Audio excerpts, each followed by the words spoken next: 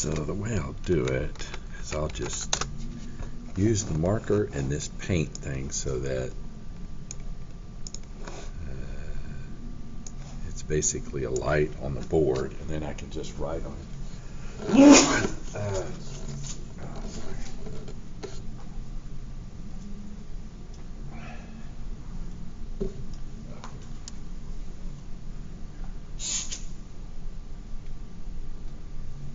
So, moment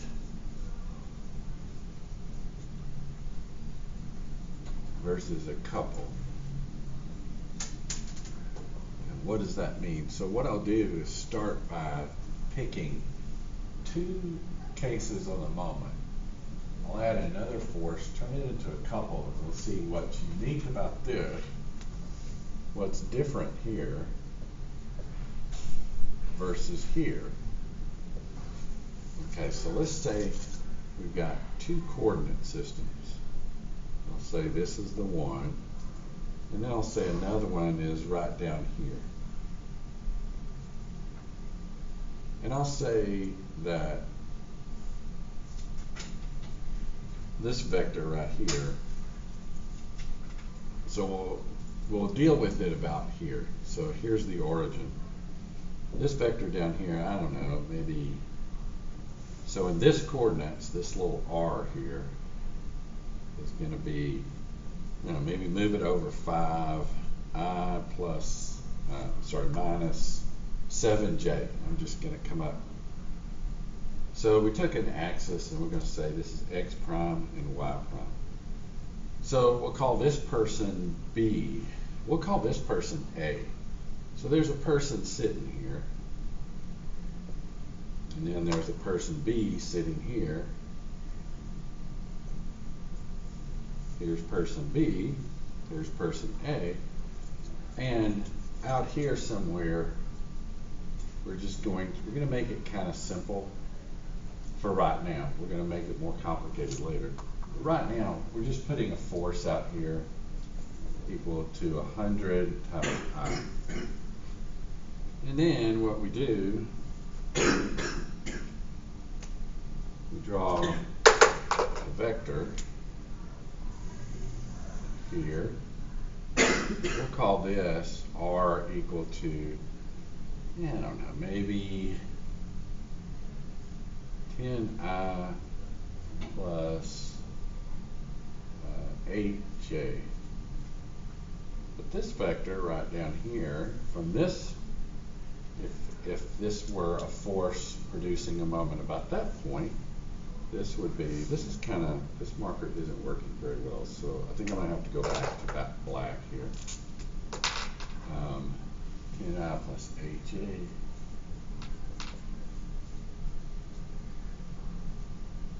So here we go here. This R is going to be, obviously I've got to go to the right, so it's going to be 5i, and then 7 down, and then is plus 15j. So now I'm going to do two things. What is the moment about person A? What's the moment about person B? Of course, it's R. I guess I better label these things. I'll say RA, RB, RA cross F. And you'll see why I made it simple in a second. So I go in here and I do this. And then I draw this vector, 10, 8, and nothing. And I just put that 100 in here. And so what you find out, that's a 0 right there. So if I do this one, there's nothing here. If I do this one, there's only a k component. And the k is equal to, I'll go ahead and do this, 8, 100, and 0 is equal to plus and then minus 800k. So this is the moment felt about A. If there was a rod out here and you were doing this, this is what it would be. Now what we're going to do is we're going to do this, RB cross F, equals to, this time, J and K. Now the F is still the same, but my R is 5 and 15. 5 and 15. Again, I only have a K, and I have 5, 15, 100, and this. And so what I end up with, that's plus, this is a minus, minus 1500 K. So you would think, okay, they're at different locations. It makes sense that, you know, everything should be, those should be the case. It should be a different moment, right? And that makes perfect sense. Now, what is a couple? A couple is like equal forces, opposite direction. So in other words, if you've got a wheel and it's on a bolt and you've got to go open this, and say there's a valve behind it, you can go up and you can put one hand here and push down, but more often than not, you find you're putting your hands on both ends and doing like that. Because if you're up here on one hand, you're having to pick your whole weight up. Here, you're just having to twist. So you're doing a couple. Equal forces, say 100 pounds and 100 pounds, or 100 newtons, 100 newtons. And there's an equal distance away, but there's this distance across. So now I'm going to turn this into a couple by putting a force up here, right here, equaling to minus 100 I, and I'm going to say it's distance apart just for the sake of argument right now. I'll just say it's 2. So what I'm going to do is I'm going to now label this force 1, 1, and 1, and that's all for 1. And then I'm going to label this force 2. So what I'm going to do is repeat this process down here for force 2, and what you're going to find out is like the moment from the couple at point A is equal to RA cross, okay, I'm going to make use of this space. RA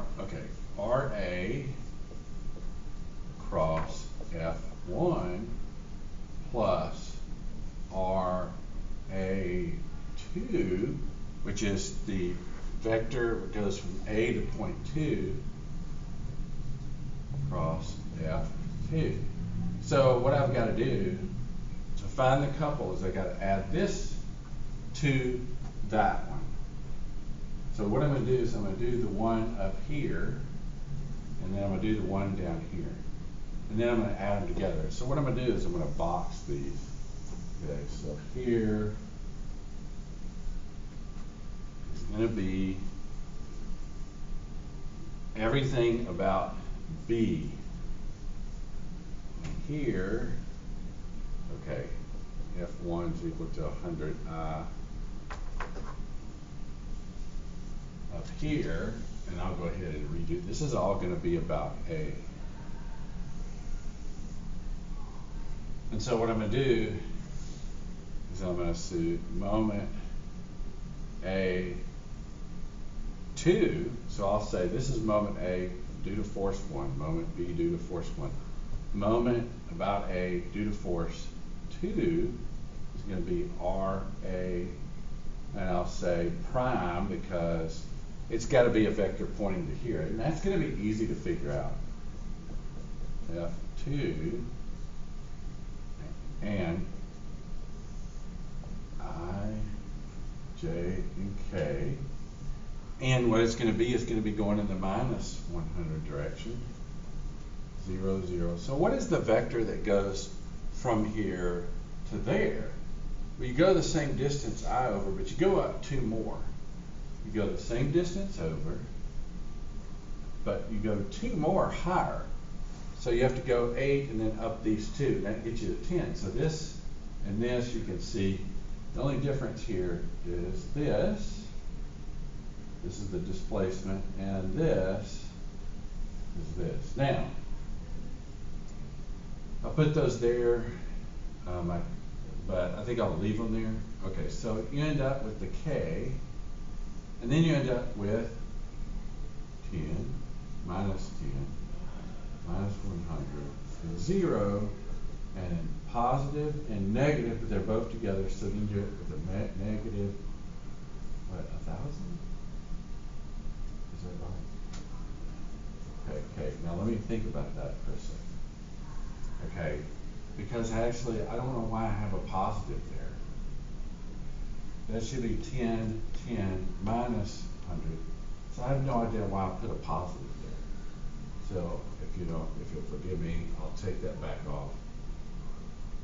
Now, here's this. Now, the moment at A due to the couple is this one plus this one. 100K minus 800K, or equal to 200K.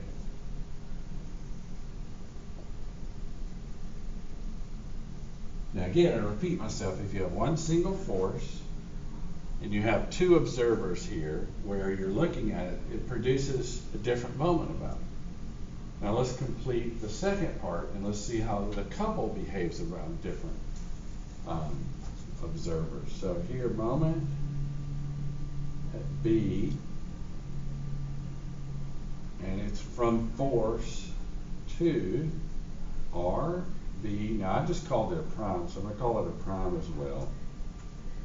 Cross F2 equal to. And I can write this in J and K, and it's minus 100. So the force is still this F2, but to get to B, or from B there, you take this and you go up 2 more. So what you're doing is 5, and you go up 2 more, that's 17 and 0. So the fact that okay, first the direction has to be opposite, and you move a distance further away from that to get the couple, somebody's twisting it right there. And then what happens is you get K, 517 minus 100 and 0, which equals 2. That gives you nothing. This gives you minus a minus, or 1700 K. Now you look at the moment. That'd be from the couple, and you get this number, minus 1500K. You get 200K. Is it B couple? Is it a fluke that these two groups equal? And the answer is no, it's not a fluke. That's what couples do. It doesn't matter where you're taking the moment about. The couple is basically going to be the force times the distance they're apart, and it's the direction of the couple. 100 times 2 is 200. Now, remember X, Y, and this is positive because of the right-hand rule. That's positive, 200 is positive, that's positive, and that's positive. Doesn't matter what you do. Doesn't matter, first of all, this number never mattered. Didn't matter. Second of all, this number did matter in the value. The key is if you look at this thing and just pick this one for example, and you look at it, you see that difference between that and that's 2, and this is basically the opposite side. So you'll get a 2 out of it because that's the distance they're apart, and you get the 100 out of it. it really doesn't matter. It doesn't matter actually if the couple is turned on its side. So, for example, if you go up to the wheel and you're turning it, and here's your wheel, and somebody's grabbing it like that, putting 100 pounds on it, is it any different than if somebody's doing like this and putting 100 pounds on it? No, it doesn't matter. It doesn't matter. The little thing in the center is still getting that 100 times the distance between the two of them. And so, moral of the story is, moments depend on location. Couples do not depend on location. They don't depend on the location. That's the key there. So they can be moved around. You can take a couple, you can move it anywhere you want. Doesn't matter. These two people, whatever, bolts, people, whatever, nutheads, they don't matter where the couple is located. They do matter if there's only one force. And they do matter if there's a couple, but it's shifted. In other words, let's say you did something like this. It has to be an exact couple. So you cannot do this. You can't do 100 and then 101 because it's not symmetric. You got one extra pound this way, and that pound is placed right there, and suddenly that makes it matter. It has to be exactly the same in exactly the opposite direction. You can't do this.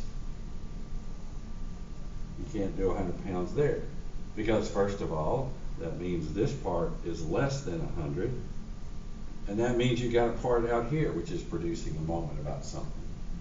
So it has to be exactly in the opposite direction, exactly the same magnitude, and it has to be a distance apart. Like if you put these two together, the moment arm between them becomes 0, and you don't have a moment. You don't have a couple. So a couple is a moment, but a moment's not a couple. A couple can be moved anywhere on the diagram. So that's kind of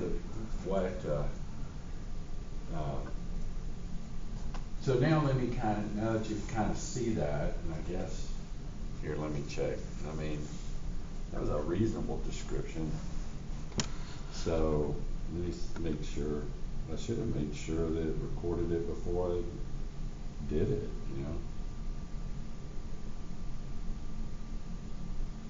Oh yeah, here I am. I look pretty ugly, but yeah, who cares? So the thing is it works. Now, let me give you some cases where, he's going to ask you some weird questions. And it's all good. And let me give you an example of things that he might ask.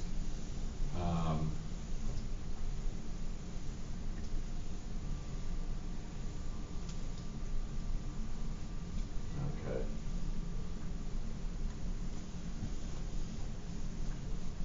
And these problems are actually really, really easy. You just got to keep up with the direction.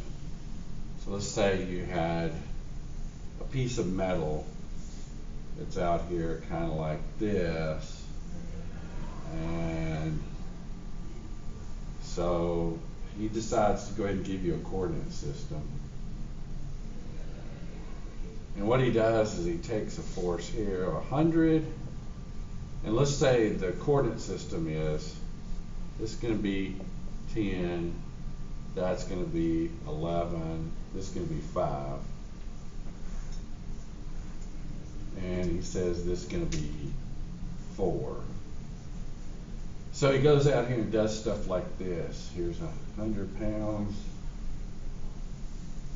Here's 75. And here's 75.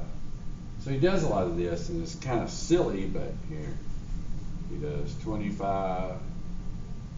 He does 25. And he says, what's the moment on this piece of metal? So you look at it and it seems confusing and it's all okay until you realize, okay, I got 100, got another 100, so that's 6 apart. So I could say 600 that way. And then I'll put just a check mark. I took care of those two. 75, and I see another 75. So then 75 times, what's the distance between them? 5. Which way is it going? It's going that way. And then 25. You got 25, the distance between them. Okay, 25 times 4. 25 and 25, 4 apart. They're going this way. So, I don't know, what's 75 times 5? Should have done another one. Anyway, 75 times 5. Okay, my brain's not working. 375. 375, there you go. So you get 100 this way, 600 that way, and 375 that way. So, you know, you got to pick a positive if you're going to add these together. Again, I'm always going to do this. This is positive, so this will be positive, this will be positive, that'll be negative. Add them up, you get a number, and that number is obviously going to be this way, and that's it. That's all you're doing. So this is most of the problems he has in this section. But let me show you where it comes into play and it's more important. And we'll get there, but so let's say you have a beam sitting here, and it's resting on a marble, and it goes out right here. Okay. And then what happens at the very, very end, somebody puts, I mean, it sounds weird, but they weld like a rod here, and then somebody pulls it and pushes it. So essentially they've put a couple on it. These are equal opposites, say 100 and say 10 apart, so it's 1,000. We'll just call it foot-pounds. So it has a twist here of 1,000 foot-pounds. You know, because that's what a moment's going to have. It's a force and a distance. You know, if it's large enough, if this is large enough, it's going to lift this thing off of the support. Okay. So I got a marble here. But the key is when you start looking at it, okay, so a person, okay, let's say you have this perspective. A person's looking at it over there. So they're back here looking at it. And then this person's looking at it from right here. They both still see 1,000 foot. Here's the difference, okay? Let's say we oppose that to the same situation where someone just pushes up on it 1,000 pounds. Okay, it's not a couple anymore. It's not a moment. This person over here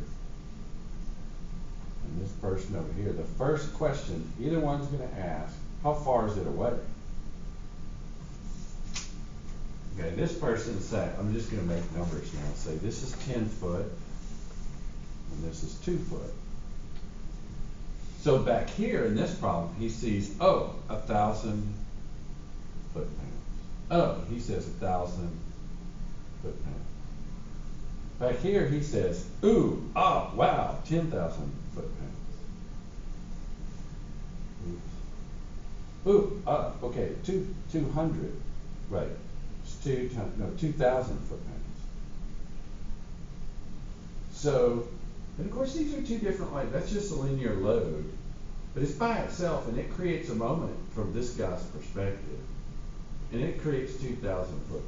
This guy back here sees it 10 away, and he says, ooh 10,000. The couple can be moved anywhere across here. The perspective stays the same, and so this will show up later. This is, okay, you're going to get problems like this, and they're going to be like, oh God, why am I doing this? You know, da da da. And it's okay, because you're just going to see, all you're going to be looking for when you see this, you say, oh, okay, I see this one. Where's the 100-pound going the other way? Oh, here it is. Oh, I see this one. Where's the 75-pound? Oh, here it is. Oh, here's a 25. Where's the other 25? Oh, here it is. And you can just work through these, and you get the answer, and that's the whole key. It doesn't matter. Okay, so here's the other thing. Okay, this is weird. It's in a weird sort of way. Law of transmissibility says I can take that 25 pounds and put it right back here. I can take that force, move it here. Oh, it's not 250. I can also take that 100-pound and move it back here. Okay, so you buy into that. So I get 100. So then the problem changes. Okay, and you may see this. And suddenly, okay, let me see if I can touch this up reasonably well. Suddenly, somebody puts this, 125 pounds. So now you got this. You go out there and say, holy crap, I don't have a 100-pound opposing direction. But wait a minute, I can take 100 off of here, give it to this one, and take 25 off of here and give it to that one. That's about the most complicated thing you're going to see. So there is, in fact, the same couples. It's just this force was presented as one single force. So it's two things added together. And so if we got that out of it, I may just call it quits, and maybe we'll just come back Monday. So if you get that out of it, you understand the couple's kind of independent. The problems associated with it are incredibly easy. The implications are much larger than are talked about at this point, because when we get to beams, that's where it becomes very important. And so I just want to give you that flash forward. And then I say, it's time to go home. It's a Friday, and it's supposed to rain in a minute. So you'll probably want to get to your car before you get soaked. So is there any questions about any of that? I mean, it's not that difficult. It's just a matter of a little bit of bookkeeping. So I'm going to just cut the stream off. Hey, wait a minute. First I got to find it. Where the heck is it?